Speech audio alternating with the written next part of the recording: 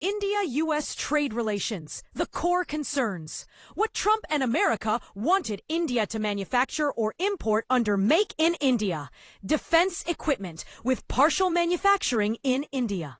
The US pushed for India to buy more American defense equipment, like fighter jets, drones, helicopters, under deals that allowed limited assembly or co-production in India, often through offset clauses.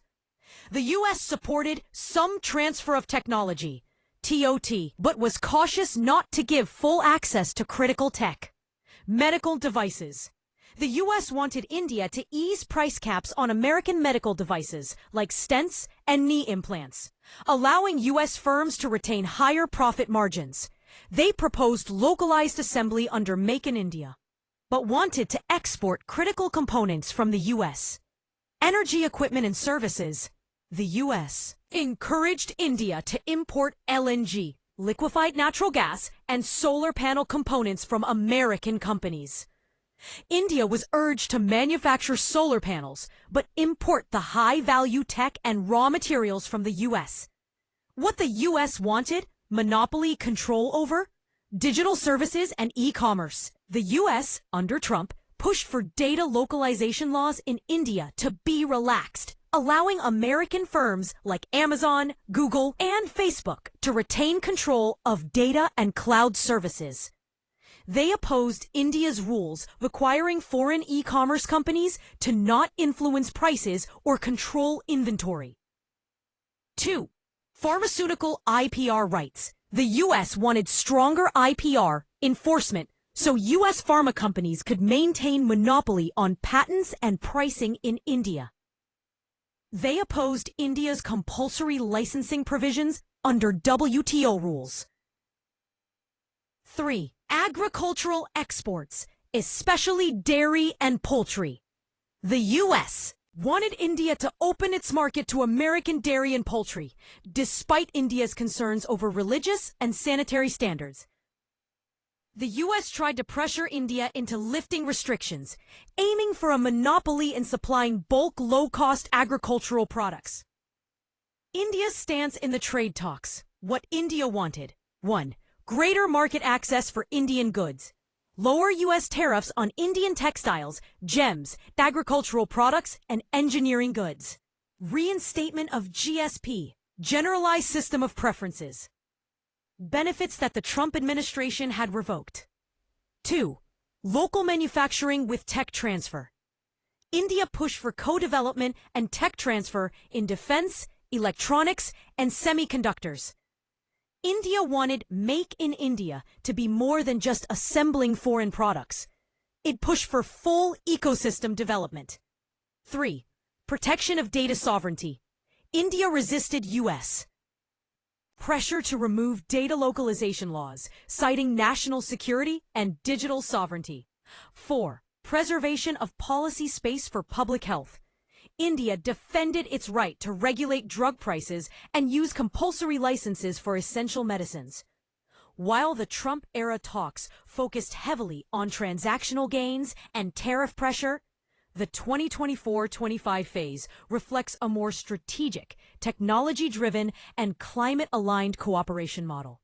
From India's perspective, as a predominantly agrarian economy with low per capita GDP and significant rural livelihoods at stake, trade negotiations must preserve the economic interests of small farmers, avoid market distortions from agricultural dumping, especially U.S. dairy and poultry, and prevent long-term dependency on subsidized foreign imports.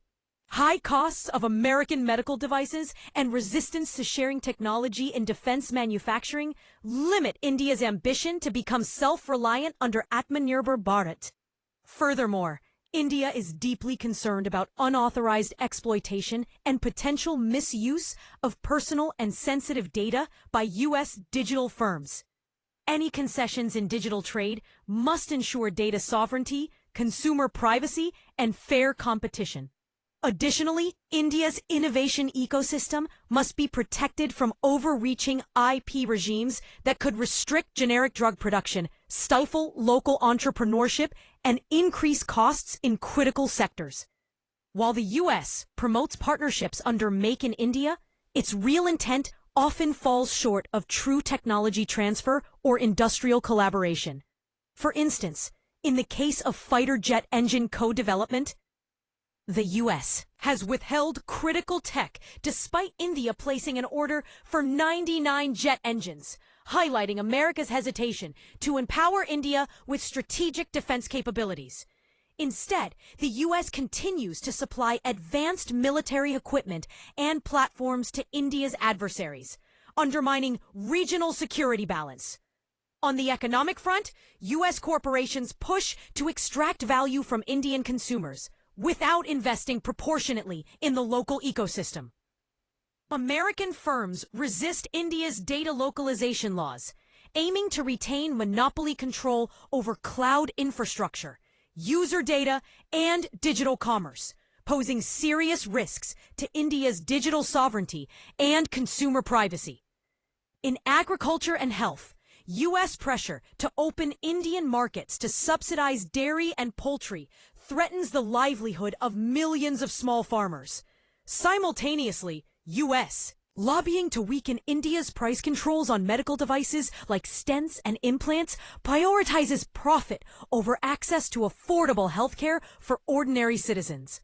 Moreover, Washington's demand for stronger pharmaceutical IP protections would restrict India's ability to produce low-cost generics, jeopardizing its role as the pharmacy of the world and endangering access to essential medicines domestically. India's stand: strategic autonomy and inclusive development.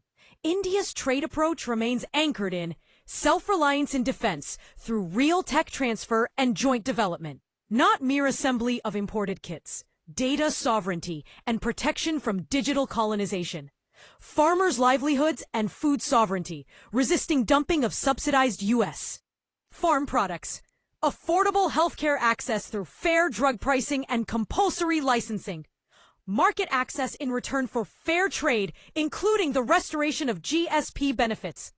India seeks balanced trade that empowers domestic industry, protects the vulnerable, and ensures strategic autonomy, not dependency masked as partnership.